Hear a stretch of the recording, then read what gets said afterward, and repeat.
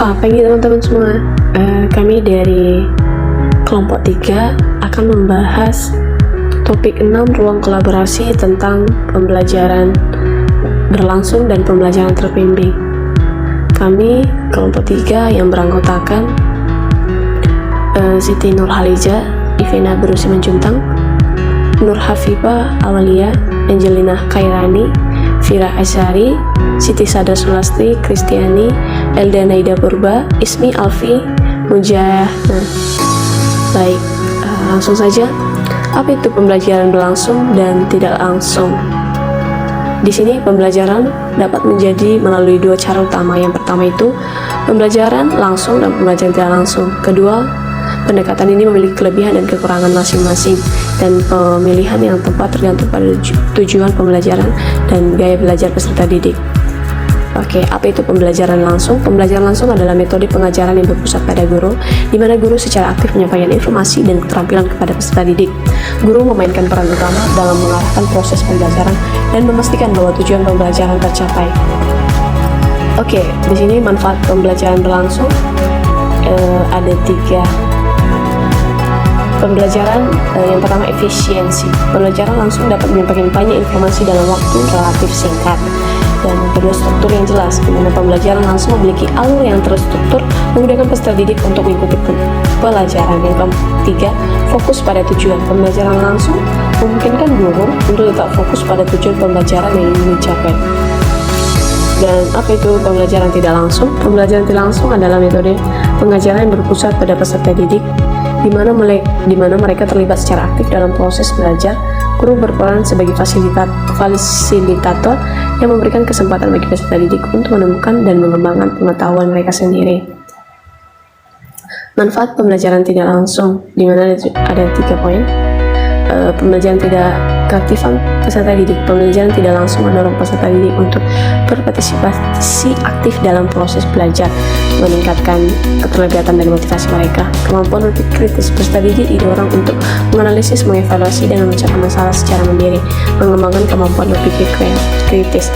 Pembelajaran yang bermakna, peserta didik dapat membangun pemahaman yang lebih mendalam karena terlibat langsung dalam proses pembelajaran. Di sini ada pembandingan pembelajaran langsung dan tidak langsung. Di sini peran guru itu pembelajaran langsung, guru sebagai pusat menyampaikan informasi secara aktif.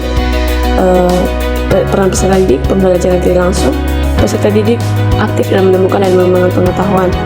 Fokus pembelajaran, kalau pembelajaran berlangsung itu fokus pada penyampaian informasi, kalau tidak berlangsung itu fokus pada proses pembentukan pemahaman.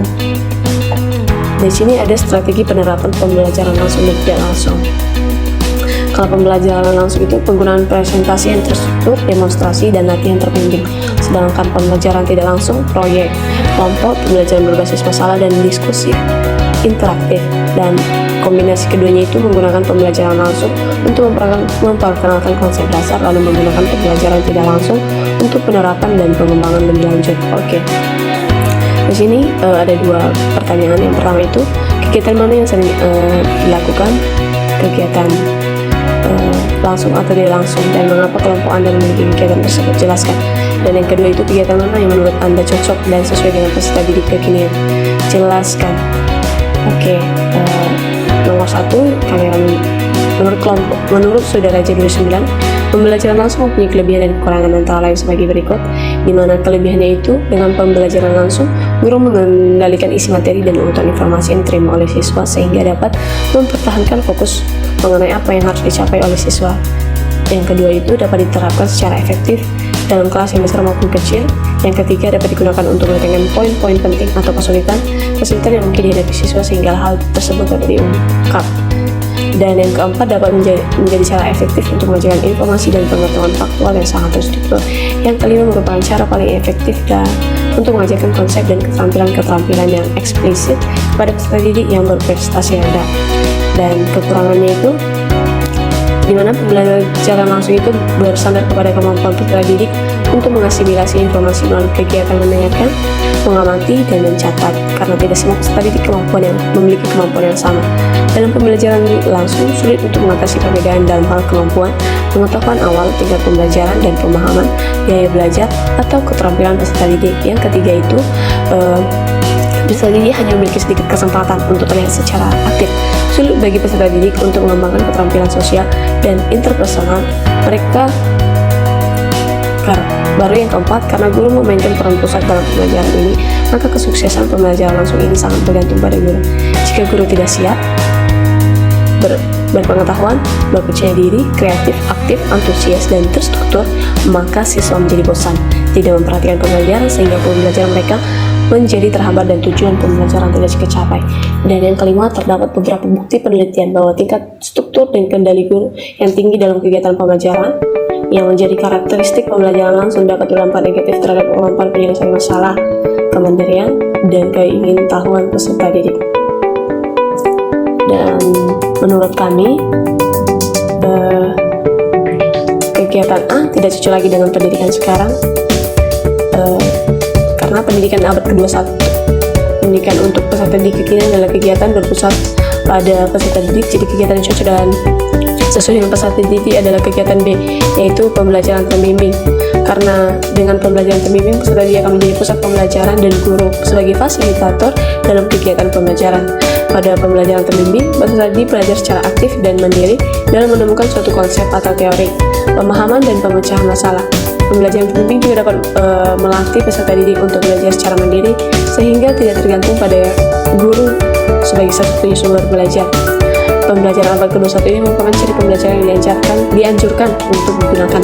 Misalnya, perkembangan e-text menuntut sebagai perubahan mendasar termasuk perubahan penekanan dalam pembelajaran matematika. Pembelajaran matematika abad ke-21 menekankan pada 4 aspek 4C, yaitu kreativitas atau creativity, kemampuan berpikir kritis atau critical thinking, yang ketiga kerjasama atau collaboration, dan yang keempat kemampuan komunikasi atau communication. Dalam pembelajaran matematika, kemampuan tersebut dapat dilatih dan dikembangkan ketika proses pembelajaran. Pendekatan penemuan terbimbing merupakan suatu cara pembelajaran yang melibatkan siswa secara optimum dalam menemukan rumus maupun teorema, sedangkan pendidik memberikan bimbingan kepada siswa yang mengalami kesulitan.